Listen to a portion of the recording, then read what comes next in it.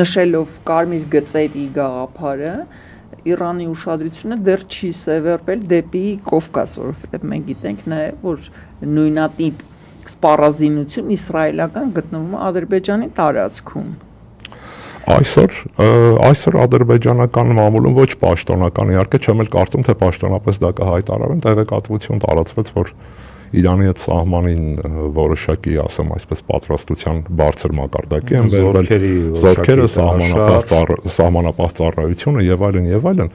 Ես չեմ կարծում, թե Բաքվի բռնապետը ինքնասպան է եւ այս պահին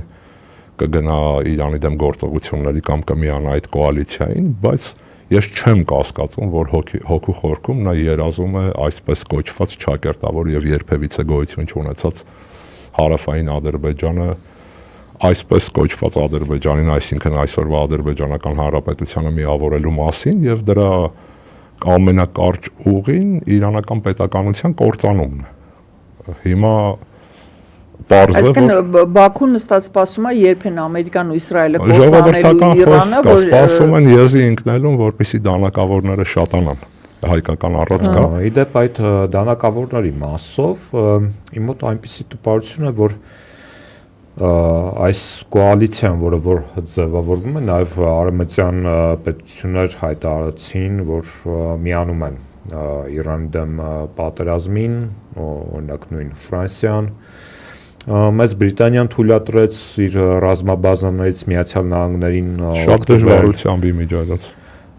Այդտեղ կար այո հակասություն երկու պետությունների միջև, բայց կարծես թե ինչ-որ կոմպրոմիսի եկան։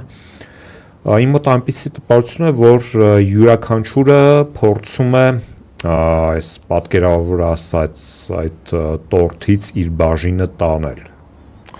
Տեսեք, մինչև ձեր հարցին անդրադառնալը շատ հետաքրքիր մի իրավիճակ ստեղծվեց։ Պարզվեց, որ Եվրամիության ամենաինքնիշխան երկիրը Իսպանիան է։ Որևէ մեկը չէր սպասում, որ Իսպանիան կմերժի Միացյալ Նահանգներին եւ Իսպանիայի վարչապետը կոշտ ռետորաբանությամբ դատապարտեց ընդհանրապես պատերազմական գործողությունները, գիտեք ինչպիսի արձագանքի արժանացավ։ Հերելով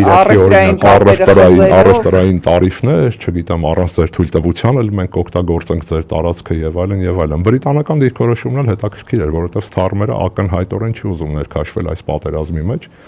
բայց նրա վրա հսկայական ճնշում կա։ Հենց երեք Թրամփը շատ իմ կարծիքով վիրավորական արտահայտություն թույլ տվեց, նշելով, որ Սթարմերը ամենևին Չերչիլը չէ։ Եվ այս իմաստով շատ ցավալի է, բայց մենք ականատես ենք մի աշխարհի, հատկապես ցավալի է եւ վտանգավոր է թույլերի համար այս աշխարհը, երբ ամեն ինչ վճռվում է, ասեմ այսպես, ուժով, ժողովրդական խոսքով ասած, զոռբայությամբ։